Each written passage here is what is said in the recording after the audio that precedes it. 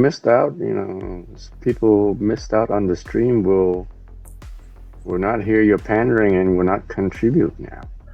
Well, live stream they'll hear it.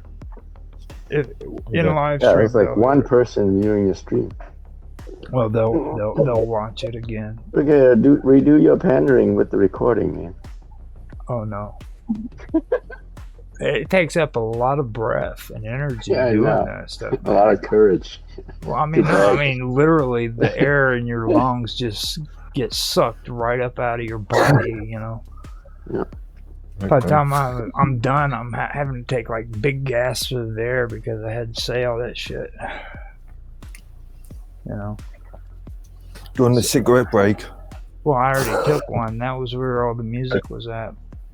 And I just rushed up my work and just came in here. I'm going to take 1 minute to dash away and get a cold drink. Okay. Be back. Okay.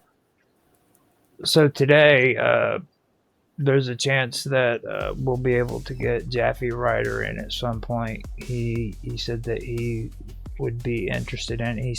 He's in Korea, and he said that he has to work until 12 o'clock his time. So I don't know exactly what time that is here. I think that's like 2 hours from now. Yeah, it's 8:30 in the morning now. Yeah, so 4 hours from now. That'd be like right around 9 o'clock. So 4 hours from now. Okay, so midday. Yeah, midday. That would be even later for you because you're over in England. That'll be 2 o'clock. Mm-hmm. I think. Yeah, so there's a chance we'll be able to possibly get Jaffe in. As well as that, Sonia actually reached out on Teams and made some comments to me, so she might come in too. I'm not quite sure. In our hour or in Otto's? We have no idea when it comes to those two. They are creatures of their own nature. So, there was some quick topics that we had to pull up, but that they were actually good topics, and I figured I would bring them up if we had to. But before I did that, I wanted to ask you about what's the progress on your Book of Enoch. How's my audio volume? How's my audio level? Fine. You sound really good, actually. Was I softer before? No, you've always sounded good. Okay, I see. I noticed that my mic level is pretty low, so just checking. Well, I'm the audio and the visual guy, so you gotta trust more in what I say than Okay. Trust you. You're sounding really, really good on the bar. So my volume control could be fooling me. Yeah. Well, mine too. Anyway, so what were you asking? I was asking you what's your progress on your whole presentation for the Book of Enoch? Oh, Enoch. Haven't done anything more about it. I lost interest, kind of. you got discouraged about it. I lost interest in the whole thing. Actually, I think we've talked about it already.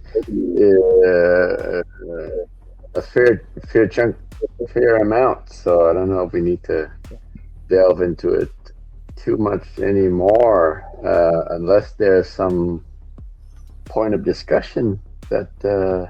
So let me get this straight. Like you said, you wanted to come back to it later on.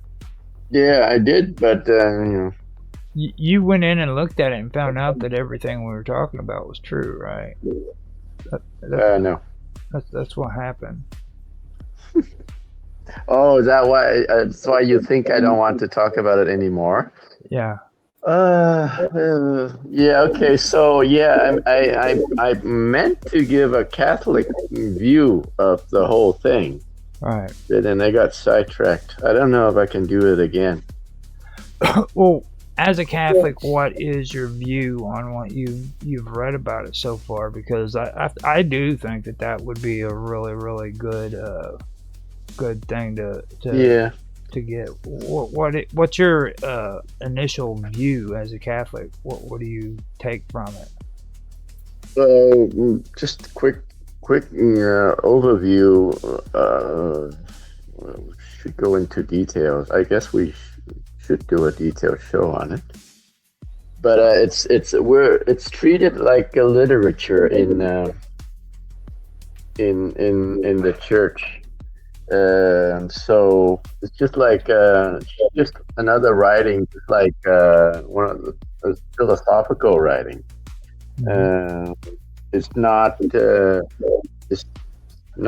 it's not considered inspired writing like the rest of the Bibles is, right?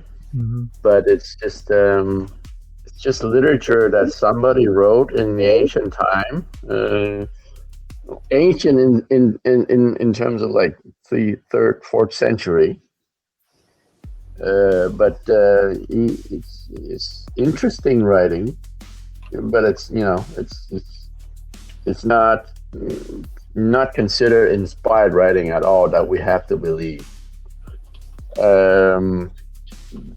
Right. So there's it may have some facts in it. And some of the early church fathers have quoted from them, but then some of them got corrected later on by the church itself, like Irenaeus and those biggies, the big early church fathers. Some of them are even quoted them, right? But just because some of the stuff are quoted by the saints doesn't mean the saints are perfectly correct in everything they say, right? Right. So there's that, but we can go into details in the show, I guess. Well, we're actually in the show.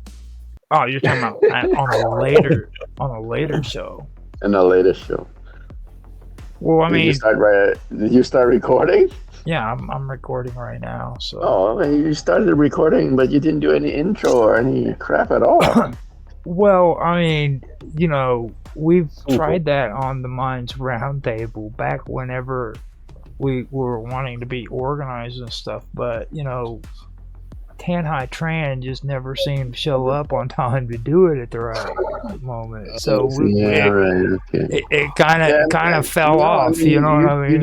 You would do the intro at the beginning of the recording, not at the beginning of the stream. Do you realize that we've probably done maybe like 4 intros to this show in the entire time that we've done Minds Roundtable? Just now? I see. Through all the history. We've always done introduction at the beginning of every roundtable show. Okay, hold on. Let's take Mark's feedback on this. Have we done an introduction on every single one? Not every single one. No. Okay. Not every single one, but the one that before the new. Everyone, say last year. Okay. So here we go. I'm gonna do a countdown, and when I do the countdown, I want Tan Hai Tran to do a really cool introduction for us, so that we can get the show kicked off professionally and the way it needs to be done. Okay. Okay. So here we go. All right. Why am I doing the intro? Because. Right. Sure. I'll do the intro. Okay, so here we go. 3, 2, 1, now. Hi, hello everyone, and welcome to our weekly Minds Roundtable. My name is Tan Hai Tran, and we have on the show with us Roger Hansen, the Master of Ceremony, and Mark Edworthy, the usual suspect, the 3 of us. We will soon have a few more people joining us, but for now, this is all we have. I don't know. We used to have episode number in the past when we were doing this last year, but we've stopped doing that now. So Episode 4? I Episode don't know 5? what episode we're on. But Well, I had to do that because like the episodes got so insanely high. Like we're at like in reality we're at episode 40 maybe 41, and there's a couple of them missing. We reset every season. Well, Yeah, season 4. yeah, We're in season 4. 3. yeah. 3. See, No, the it's- seasons are also getting pretty high. This means Episode we're 4. pro at this. This is season 4. This We're is doing it for 4 years. That's what it means, right? Well, it's weird how it's working out because like we started this in somewhere in July or August of 2023. Okay, and that was halfway through the year. So but it was technically a season for 2023. So then we had 2023, 3, 2024, 4, 5, 6. Yeah. yeah, and then this one would technically seem like it's the 4th season, but we still haven't reached the 4th year until August. So it gets really weird time-wise. This is an area where Mark has to elaborate because this is his area of expertise when it comes No, to you time. made sense there. You made sense. Don't we start the season at the beginning of every year? Yeah, we can do that. But Yeah. I'm saying though, like when we started compared to where we're at now. Yeah, This is technically still finishing up our 3rd year. But No, let's just do it beginning of the year to keep it. Then you have to remember which month we started our first season. it was in August That's of too much. 2023. That's too much brain work. I love my Start a new episodes. season at every year. We're on the 4th season. I love all my episodes, dude. I've got them all. I know when every every show I've done has started and when they ended. Like I know this one started in August. I believe it was July or August of 2023. I have to. I used to have a list and date of all the seasons, all the episodes that we did too, until my computer hard drive crashed and I lost it. All my notes.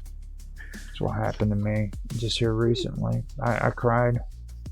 I had all of it. I had even the 15-minute video clips that I set up and had ready to go. They're gone, and I had to just start back over, which is good, because that means I get to kind of show off how good I am at bouncing back from making mistakes.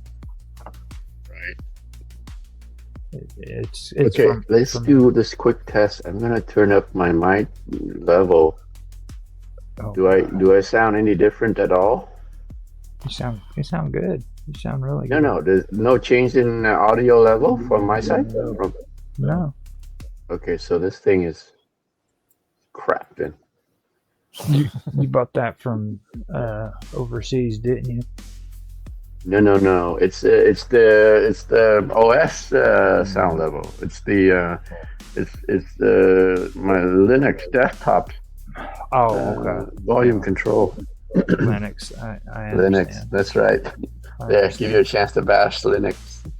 You know what really annoys me about Linux? It's the audio. I think Jitsi somehow controls the mic level because it automatically slides up and down for me. I think Jitsi is controlling the audio, the mic level. And see, if that was Microsoft, I could easily tell you how to take care of that. But since it's Linux, I mean, you're going to have to do all that on your own. Because I actually had to like block out a lot of the horrors that came with using Linux back in the day. And audio was one of them. Like you have like 3 or 4 different audio settings that you have to adjust and make sure that they're set up right, or so don't go touching nothing.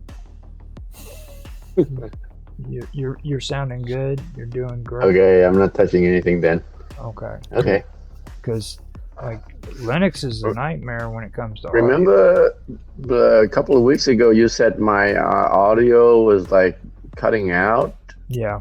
It was not probably doing that anymore? No, it was probably Jitsi doing it like you were saying. Yeah. And then Otto, I was doing shows with him, and he kept hearing weird background sounds. It's possessed. Jitsi. Some demons possessing Jitsi. And using phones too, I think, is an issue. A lot of people like to come on with phones and everything, and it causes. I have wireless earbuds, so there should maybe some delay as well. We actually had a pretty damn good show last night, Tan, and I don't want to seclude you from it, because this is actually a good conversation that we were having, and I think by all means I should get your feedback on it, because I don't know if you got to watch Nancy's show last night. No, do not. But we had a. You wanna give a quick summary? Well, we were talking about religion, okay, and oh really? Yeah, and it was actually good when it didn't break out into any kind of arguments or anything like that. And she even had a guy on there that seemed to know quite a bit about what he was talking about. And then you had Otto. Was it the Catholic guy that you were mentioning? The author. The author and YouTube creator. Can't think of his name now. Well, you never announced it on our chat, so I didn't know. It was Scotty Roberts. Yeah. Is what he goes by. But there was Oh, go ahead. Give it the summary.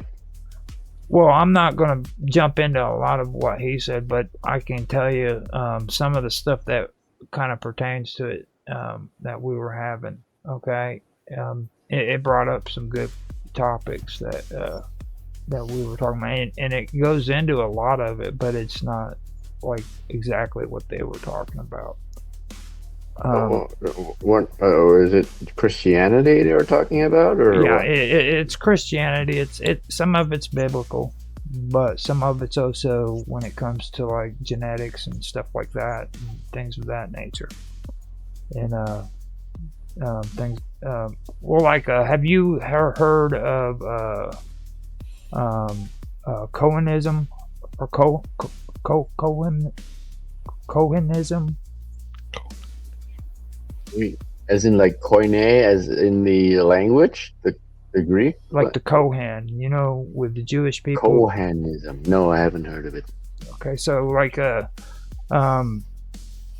it basically what it comes down to is like a significant percentage of like self-identifying Kohanim people who are of Jewish descent. They claim that they share a cluster of Y chromosome markers that goes all the way back to the tribe of Levi. Okay. Now, with me, I went and I did some research on this a while back when it comes to like the genetics and what determines if a person is Jewish or if they're not Jewish and things of that nature. Now, when it comes to this one specifically, I did find out that like a significant percentage of these markers do fall within haplogroup J. Now that would be J1 and J2. Okay. Now the thing of it is, these are real common in the Middle East. And a lot of people have termed this pattern as Cohen model haplotype, or CMH. Now, Cohenism is widely condemned by mainstream Jewish organizations. what did you say? Repeat that. This is more about Judaism than Christianity, right? Well, it kind of goes into it. But it's not apparently it's considered a terrorist organization from the Jewish community. No, this is genetics. The people who are followers of Kohanism. Oh, okay. So you know something about that then? No, I just searched up on it. What does it say? Okay, I'm going to read about it. Kohanism is widely condemned by mainstream Jewish organizations and the international communities. Both the Koch Party and its offshoot Kahane Kai. Does any of those ring a bell to you? Nuh-uh. Okay, so maybe we're talking about something different. But Kohanism is a far-right Jewish Zionist ideology based on the teachings of Rabbi Meir Kahane. Oh, that's interesting. See, I Meir Kahane. That's a Wikipedia article, isn't it? Let me see. Where is this link? Now, this is Gemini telling me, by the way. Okay. But this link, this references sources here. Now, for anybody, this is from the American Jewish Historical Society. Oh wow! Yeah. Now, later on, when it comes to the J1 and the J2 HIPAA group J's, it got refined down to, and it's referred to now as J1/P58. So basically it's a subclade, and it's common in parts of the Levant, basically. Now, many of these Kohen, they go across different types of Jews. It's the Ashkenazis, then you have the Sephardi, and then the Mizrahi communities. Okay, so that's it. Now, the thing about it is this does go back down through the paternal ancestors records that date all the way back to like 2,000 and 3,000 years ago. Okay, but the whole thing about this is they base it off of the male gender when it comes to all this. Okay. And the thing of it is that this doesn't apply to the male chromosomes when it comes to the Y chromosome markers, because they usually go off of the female when it comes to that kind of stuff. You know what I'm saying? Okay. And they've also found that other Middle Eastern populations, some of them who are Arab populations, and basically people who are non-Jewish, who are in the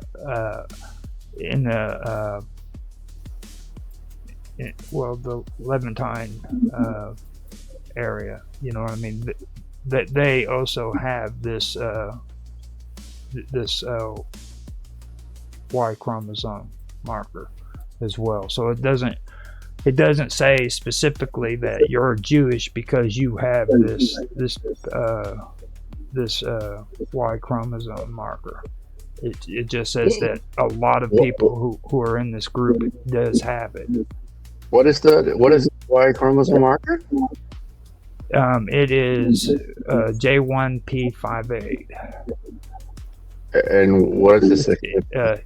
Haplogroup J. What is that? The significance of that marker, though? they're claiming that this is what identifies them as being direct descendants of the tribe of Levi. Oh, okay. I see. It's commonly referred to as CMH. Okay. So what I found out basically by saying all that was I found out that Jewish identity isn't defined by the CMH. You know what I mean? And like I was saying, Judaism is traditionally passed maternally through the mother. You know what I mean? And the CMH tracks paternal lineage. Okay. So genetically, a Jewish man might not even carry the CMH. You know what I mean? Okay. And non-Jewish men may actually carry the same haplogroup. So it doesn't just it doesn't just pertain to people who claim themselves Jewish. So So only descendants of the tribe of Levi are the real Jews. Is that what they're saying? No, they're saying that people who have this CMH are ones who can identify as being direct descendants of the tribe of Levi. Okay. Okay. Now, don't get me wrong.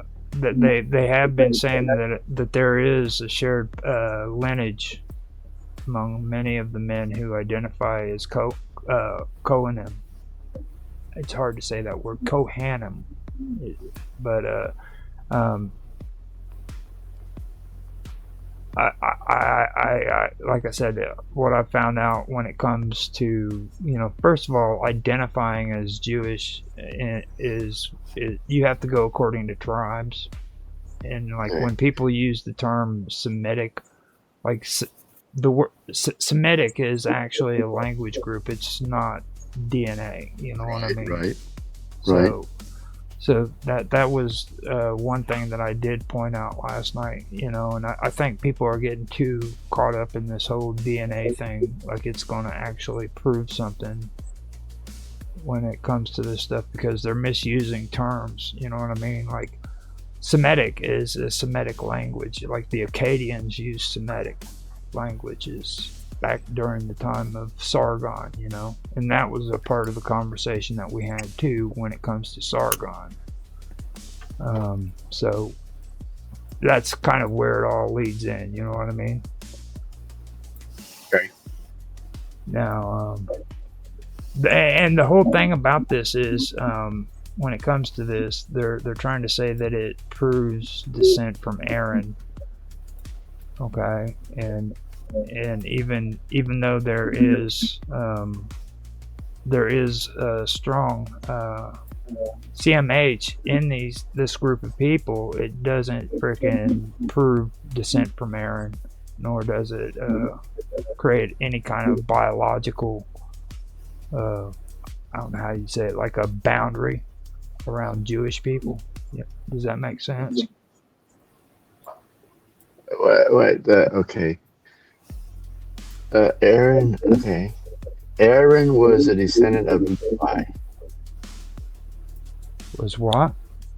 Aaron was a descendant of Levi, right? So so there's some people that claim that some part of the Levites, the tribe of Levi, these people that had these Y chromosome markers, they claim to be the true descendants of Aaron. Right. What's your thoughts on that? You don't need any textbooks or anything. Just I don't know. I don't know too much about it.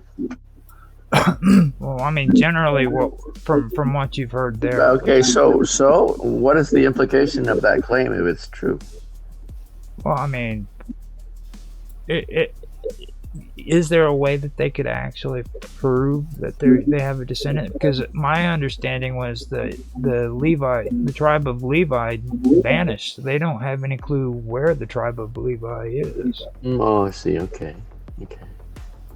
So I mean, where do you come up with the assumption that you're from the tribe of Levi when nobody has any records of where Levi? What is the why is it important to be a descendant of the tribe of Levi?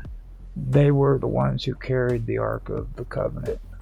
They were the only ones allowed to be able to. Yeah. Right. Okay.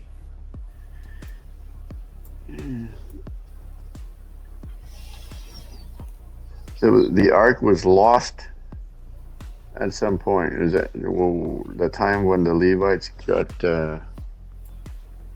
lost too? Mm-hmm. So that was basically where that came from.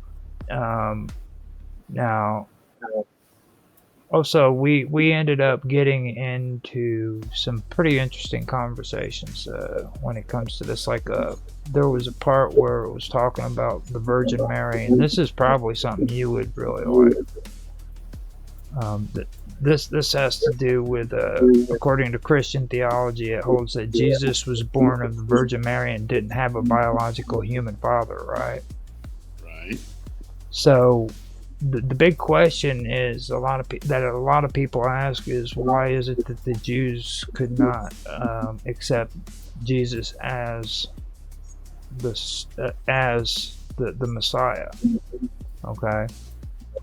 Now, what I found out about it is because of the fact that Christianity holds to the idea that the Virgin Mary had a biological, or a son without a biological father, that would go against the Jewish beliefs. You know what I'm saying? But the Jewish book predict that the Messiah would be born of the Virgin. Right, but Joseph's lineage is the one that goes back to Jesse. Yeah, I guess they didn't know that Joseph was the foster father. Well, that's where it gets kind of tricky. Like, if you're saying that he wasn't the one that actually physically impregnated Mary and gave, and Jesus was given birth because of his sexual act. You know what I mean? Yeah. Well, I mean, so remember the story of the Annunciation, where Mary became pregnant, and then Joseph took her into his home as his wife, in order so that Mary would avoid being stoned to death, because she would be pregnant before marriage, right? Right. Okay. So from that, it looks like it seems like everybody thought that Jesus was Joseph's real son, actual son. So that could be one of the reasons why I had a hard time believing that Jesus was a Messiah. Remember, he was doing miracles, and all the people from his town said, "Isn't this the son of Mary and Joseph? And didn't his mother and brothers or aid with us, or things like that?" Meaning they're too familiar with him for him to be the Messiah, right? They know this guy. And then when the Messiah comes, nobody would know where he comes from. That's what the Testament says. So meaning they probably did not know that Jesus was Mary's son, conceived out of miraculous origin. Well, I mean, the whole question would be is like when it comes to like if tribal identity in Judaism is traditionally followed by the father, and if Joseph was not the biological father, then how does Davidic descent function? You know what I mean? But Mary was also a descendant of the Davidic lineage. That would be a good thing to bring up too, because like I never really checked to see with Mary. Yeah, if you trace both Joseph and Mary's lineage, they all descend from David. Now the thing about the Messiah, though, the Messiah, according to the Jewish thought, the Messiah should be a biologically male descent of David through the paternal line. You know what I mean? Right. So. But he is a biologically male descendant of David through Mary. Well, Joseph would be saying biological male descent. It would be from Joseph, though, wouldn't it? No. Well, Joseph is a descendant of David, but Mary, like Jesus, took on his flesh from Mary's body. Right. And Mary was a descendant of David too. You would have to look at how they looked at women traditionally during that time period too, though. You know what I mean?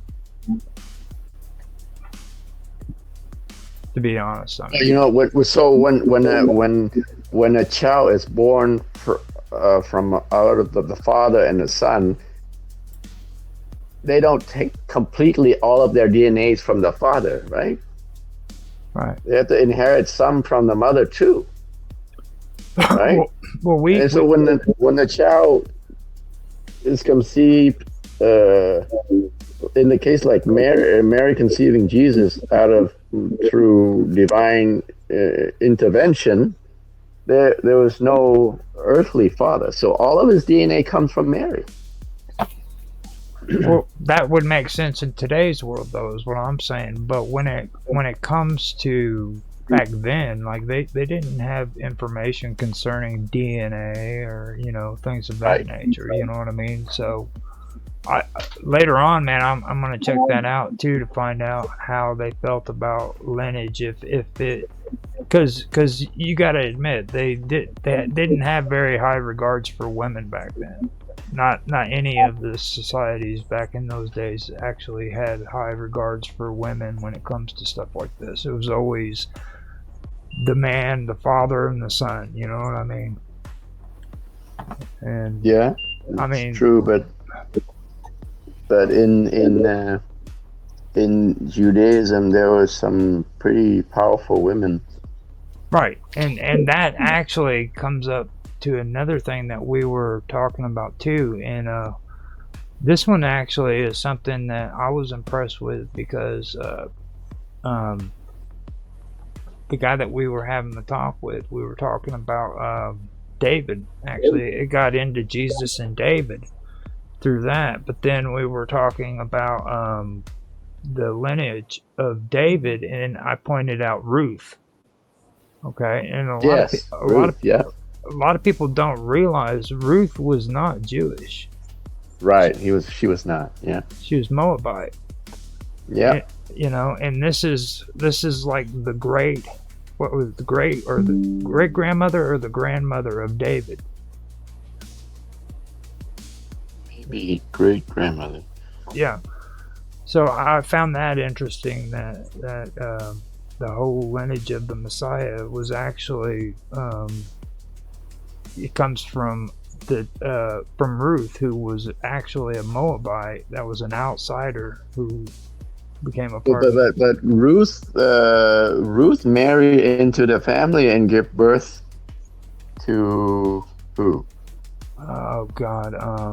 Right? I mean, she didn't start the lineage all by herself. No. Well, I mean, I know that she ended up having, I think it was 2 marriages, I believe. No, but I'm talking about the one that she married into the Jewish family.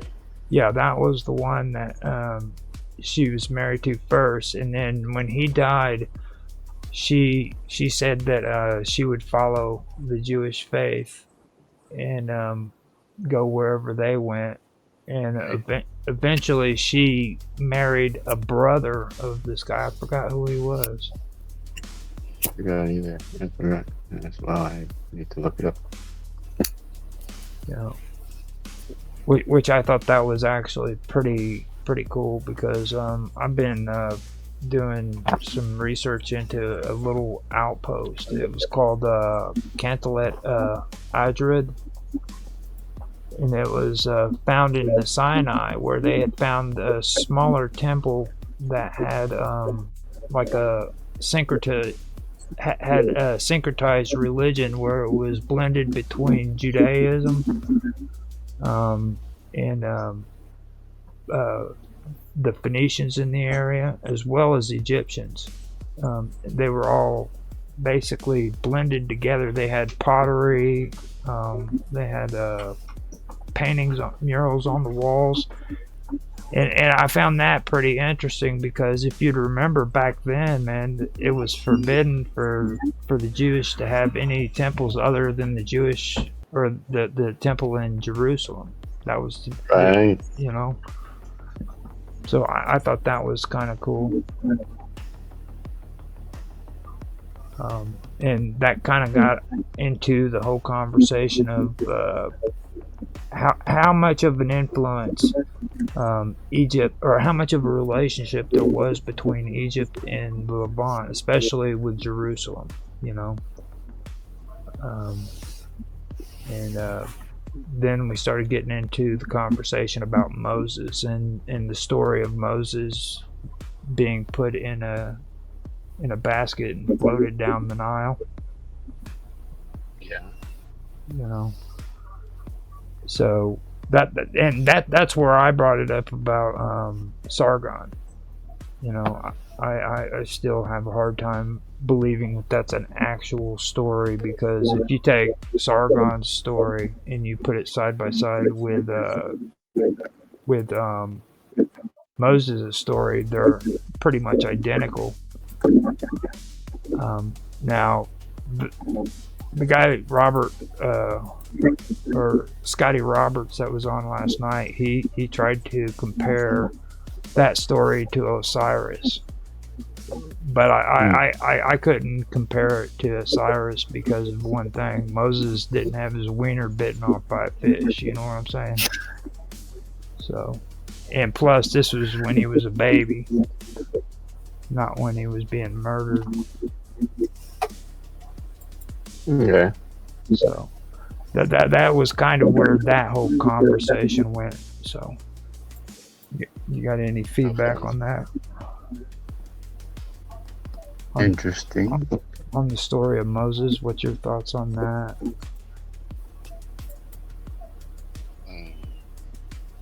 I don't know. No opinion. But this the story of Moses is well known in the Bible. What's there to debate?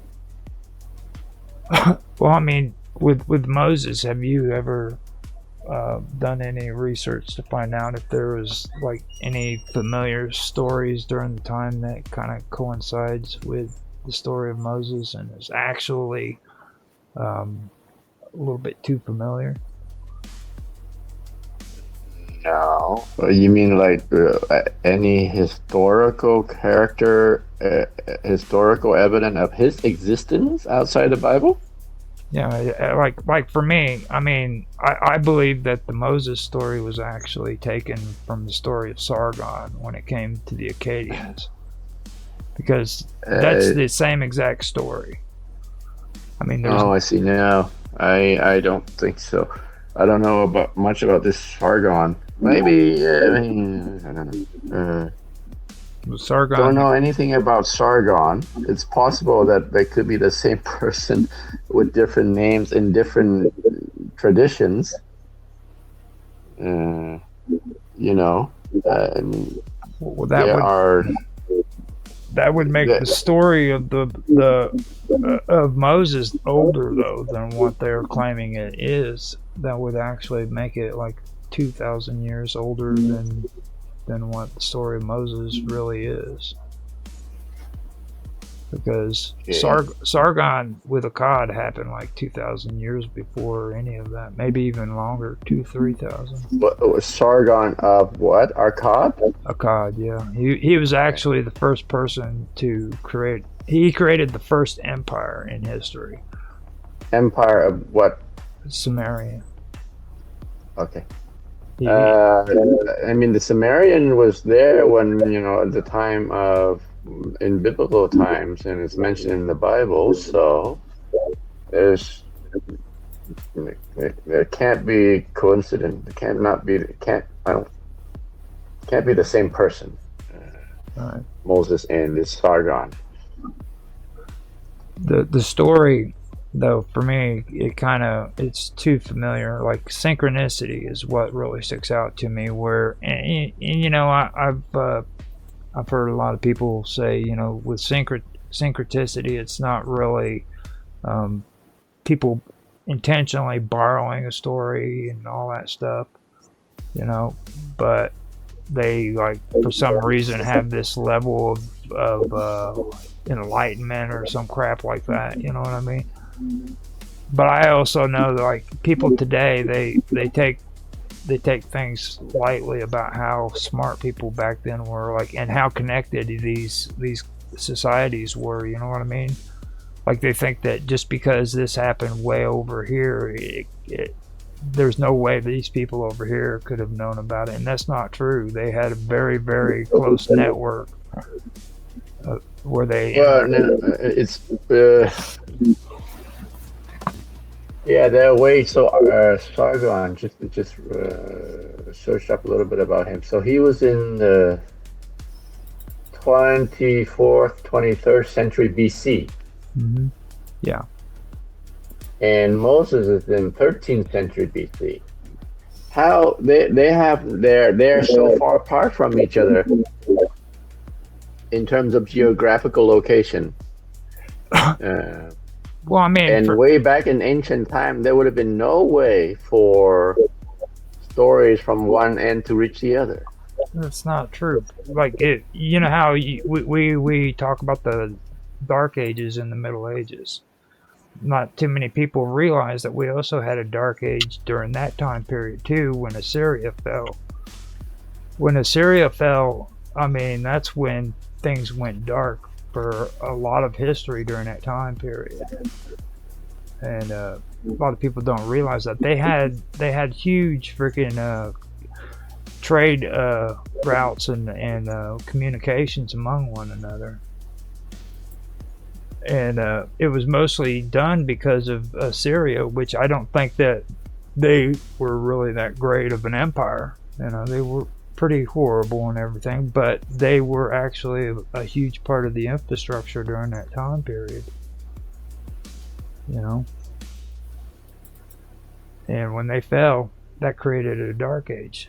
So I mean, and that's what I'm saying. I think a lot of people really minimize how much these people knew back then. There was a lot of interaction between these societies, between the Sumerians and the Assyrians, and then the people. But did Sargon have similar stories about overcoming slavery? Was there a similar pharaoh character in the Sargon story? Well, with Sargon was actually he was the cup holder first, and he ended up rising to power because he was told to deliver something to another king, who, when he got there, the letter was that he sent with him, or the message that he sent with him, was from his emperor. He was told in the letter to murder Sargon,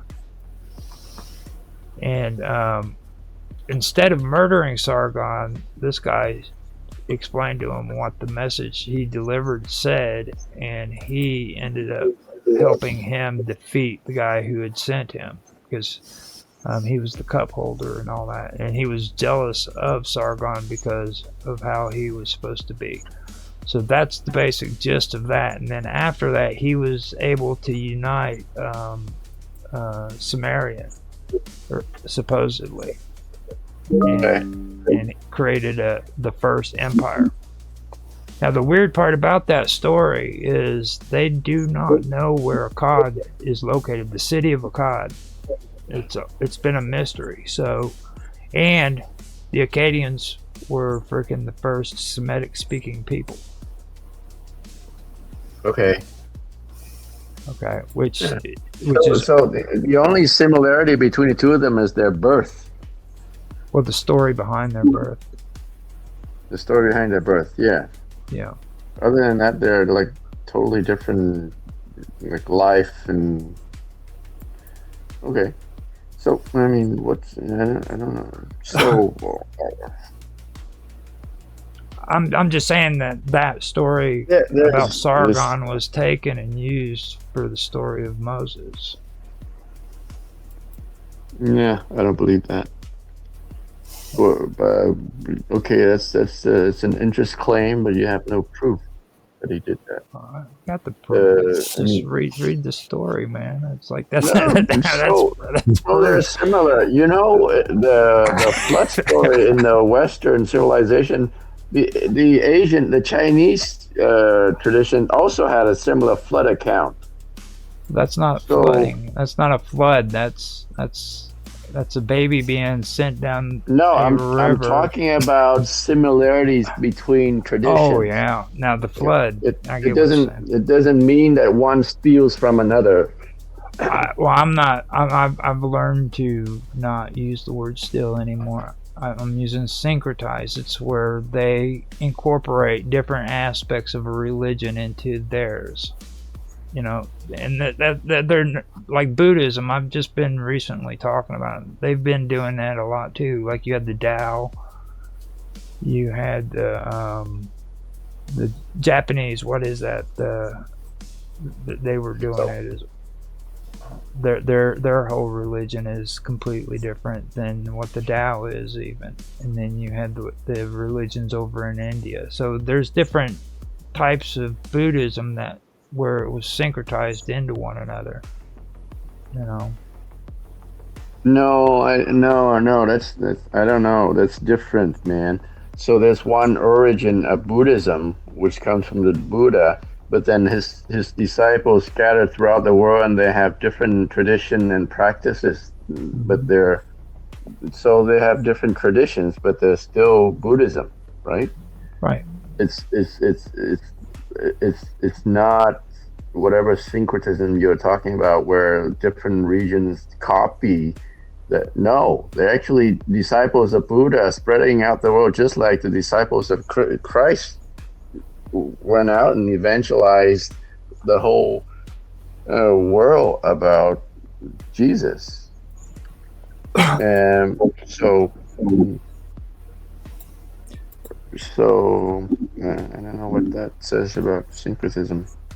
Well, I mean, for me, I see I see a longer relationship between Egypt and the Levant than what people are making it out, especially when it comes to like the story of Moses. You know what I mean? There's always been a relationship between Egypt and Jerusalem, and like what I was talking about with Quintelet, that was where they found symbols and inscriptions that combined Israelite religious elements like Yahweh with imagery that had ties to other Near East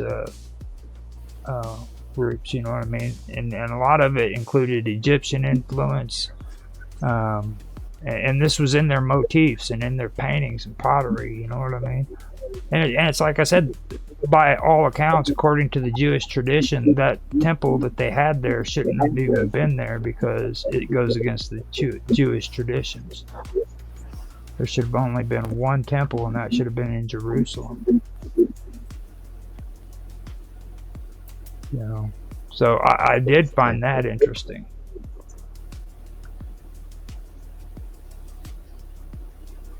So where do you say what other temples did they have? This one was found in the Sinai. It was called Kuntalit Adrud. And this was just a pilgrimage route. It was where caravans. It was a little fortress where caravans would rest and stop and trade. And it was a pilgrimage route. They just found it out in the middle of the desert. Is it a Jewish temple? Yeah, well, it's a blend between an Egyptian, Jewish, Phoenician, and Canaanite. Okay. All of them kind of like migrated into one like synchronized religious belief. It was interesting when I found out about it. It's actually it's very rare to find stuff like that. Okay. Well, maybe some offshoot of Judaism went up and create their own temple. I don't know. But as far as the Jews recognize, it's only one temple. There's also something else that we weren't able to discuss last night that I wanted to run by you, and it has to do with the term Yahweh. Okay, so Yahweh. Now, at one point or another, wasn't Yahweh a different form of worship when it came to Judaic beliefs? Weren't they Yahweh came from Moses' encounter with in the bush, where it's an unpronounceable name of God. Right. Right. It's the letter. It's written in such a way that you cannot say it except to utter so. It's YWHY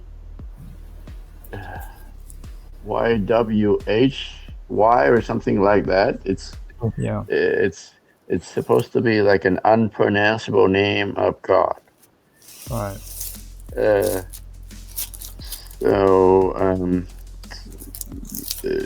So they try to say it as Yahweh, but yeah. So I think it originates from the Moses encounter.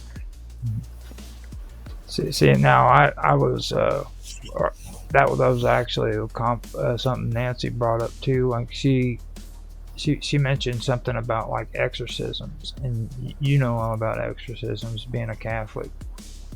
Okay. But like according to the Catholics, if you know the name of a spirit, then that gives you power over that spirit. That's true. Yeah. I mean, if you know, that's why. Remember in the Old Testament when Jacob was wrestling with an angel all night, right? Uh-huh. And then Jacob asked for the angel's name, and the angel would not give his name to Jacob. And he says, "Why do you ask for my name?"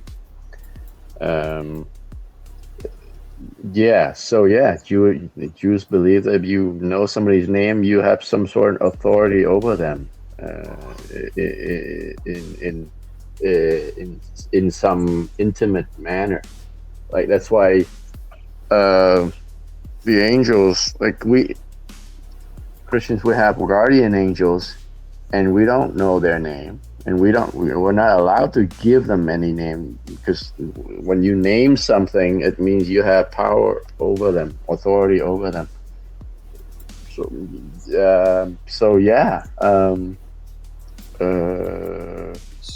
And some names have powers, like you said in exorcism. Like when the name of Jesus is spoken, it terrifies the demon.